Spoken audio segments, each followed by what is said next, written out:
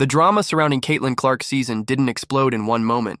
It bled out week after week, whistle after swallowed whistle, until the league's brightest draw was left on the bench and the WNBA was staring at a mess of its own making. This is how it unraveled. A quad strain in May, repeated groin injuries through June and July, a bone bruise in August, 13 games, and then silence. What should have been a showcase became a slow-motion collapse built on lousy, officiating, poor communication, and a season of unchecked physical targeting aimed at one player. Fans watched it happen in real time, Clark fighting through contact before she even touched the ball. Off-ball shoves into screens, jerseys grabbed, balance lost, momentum erased. Possession after possession, the whistle never came, and the pattern, later, put into writing, was impossible to deny. This wasn't one team getting chippy. It was a league taking liberties with the face of its sport. The numbers around the edges told their own story. Clark was listed day-to-day and day-to-day again, and day-to-day a third time, precautionary attached like a bandage that never stuck. In July, during an 87-77 win over the Connecticut Sun, she hurt the right groin that had been barking since early summer. She tried to push through, then suffered a bone bruise during the recovery. Meanwhile, the hits kept coming. Last year, she absorbed an outsized share of flagrant fouls. This year, Sophie Cunningham joined the punishment line, with Aaliyah Boston right behind her.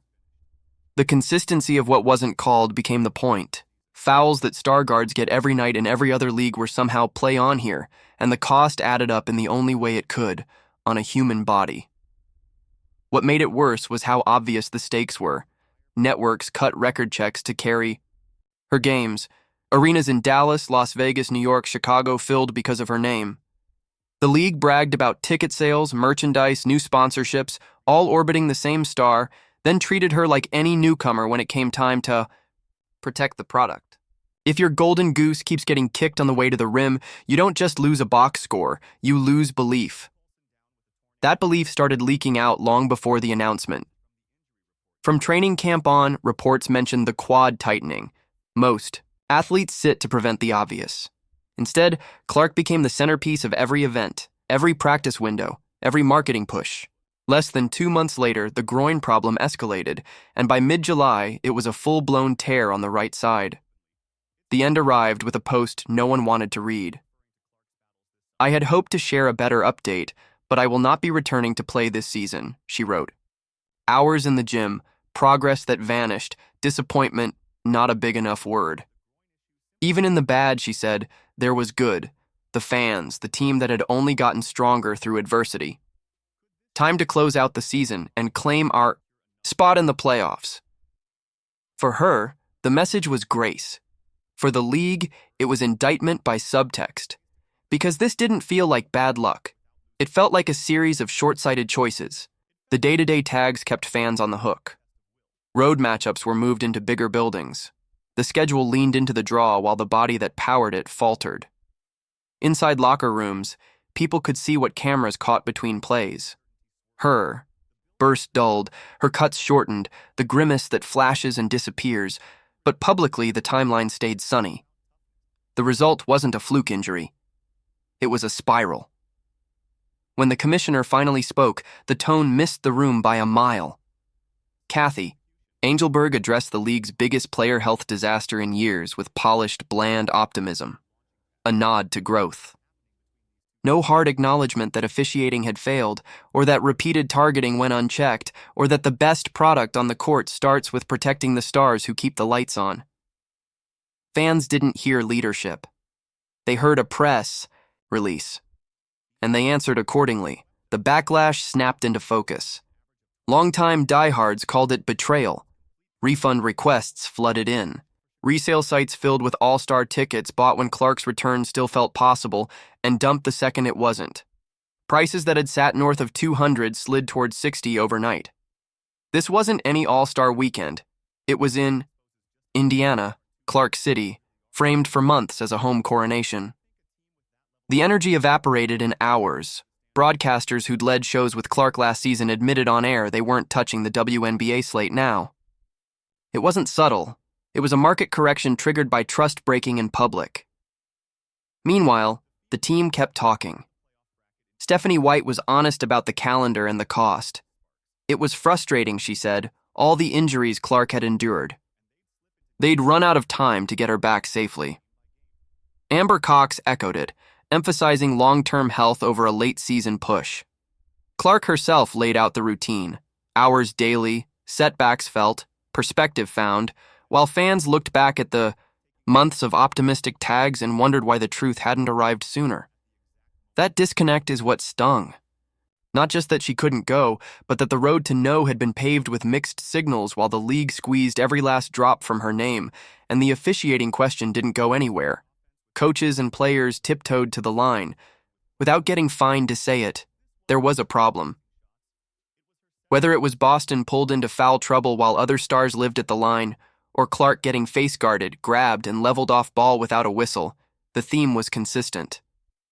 All sports deal with it, the league said.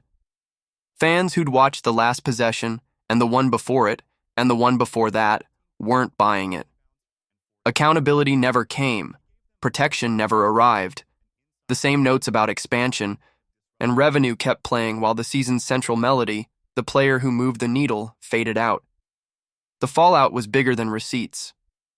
Attendance dipped wherever she wasn't. Networks that had gambled hundreds of primetime hours saw their bets go sideways. Sponsors who'd signed on for the Clark effect didn't get what they paid for.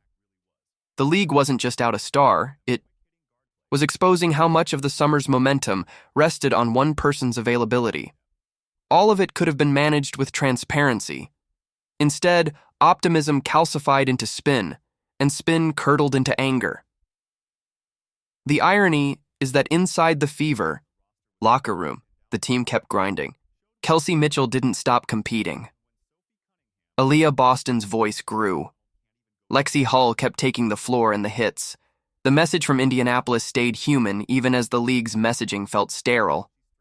And Clark, for all the disappointment, pointed forward, stronger in 2026, grateful for fans, proud of a group fighting through the storm. So here's the picture that remains. Caitlin Clark's season didn't end because of one bad play. It ended because a league asking her to fill arenas and drive ratings didn't do the simplest thing: protect the investment. Unchecked physicality, inconsistent whistles, and a communications strategy that kept hope alive long after insiders knew the odds. Each part played its role. The result wasn't just a lost year for a star. It was a breach of trust with the people paying to watch her play. The question now is whether anyone in charge will say the words that matter. Not growth, not expansion, not working hard. Will there be accountability for officiating that allowed this to snowball? Will there be a commitment to protect all players, especially the ones carrying the gate, so this doesn't happen again? Because the alternative is already visible. Boycott talk turning organized. Empty rows and buildings that were selling out in May. The playoffs arriving under a cloud that didn't have to form. Clark will be back. The player who changes how arenas sound doesn't vanish because a season did. But the WNBA has work to do before she returns. Fans aren't asking for miracles. They're asking for a whistle when a jersey is grabbed, for a timeline that tells the truth, for leadership that stands in front of a microphone and owns the problem instead of smoothing it over. Until that happens, the damage isn't just on the court. It's in the faith that keeps the league alive. Do you think this collapse was avoidable if officials had protected Clark and the league had been transparent about her health? Should accountability start with officiating, with leadership, or both?